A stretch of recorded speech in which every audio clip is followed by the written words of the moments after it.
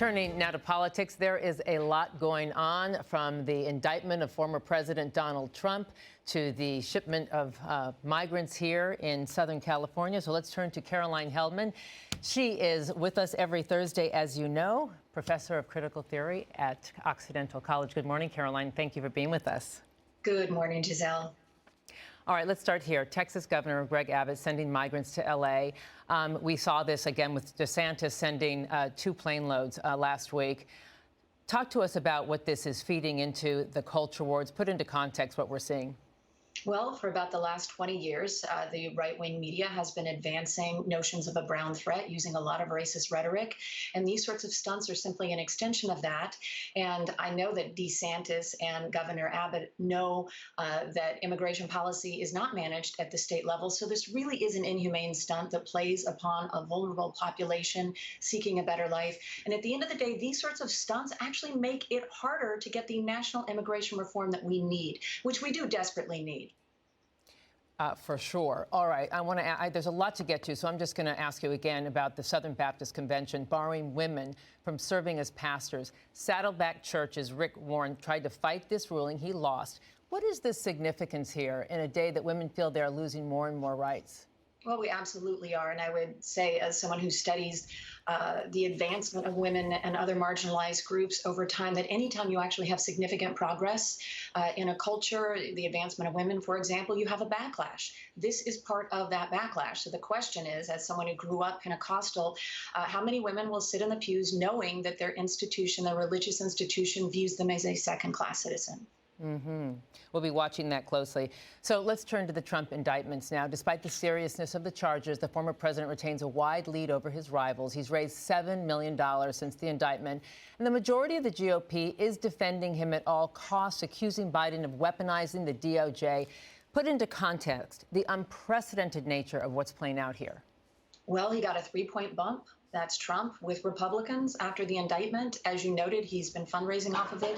And 14% of Republicans say this makes them more likely to vote for him. And I think what is happening is Trump has done a very good job of developing this sort of persecution complex. So when he feels he is being persecuted, his supporters also feel that they're being persecuted, because think of how he rose to prominence by telling them, that the advancement of LGBTQ plus folks, of women, of people of color, these culture wars, that is why they're not doing well. And so he's made them feel as though they are aligned in sort of a persecution. I think that's how we can best explain why his base is so loyal to him.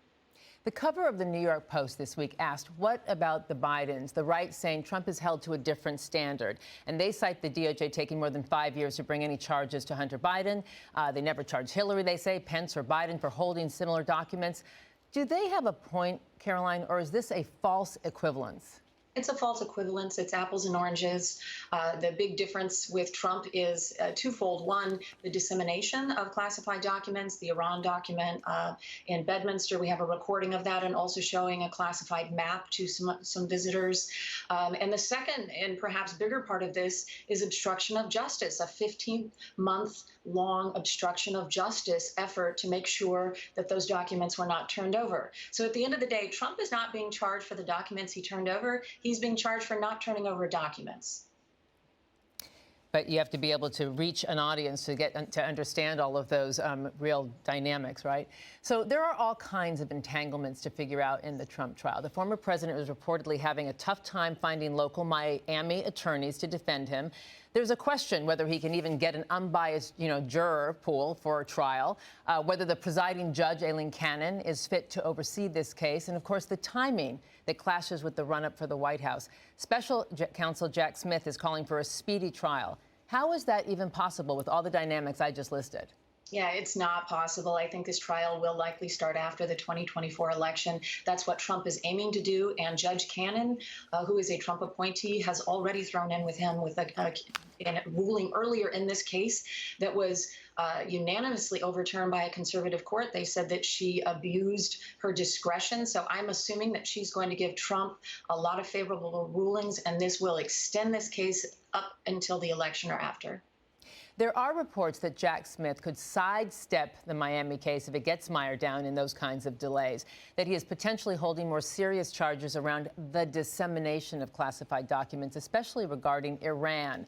The former president is heard on tape speaking about this, but the documents have not been located. How potentially serious?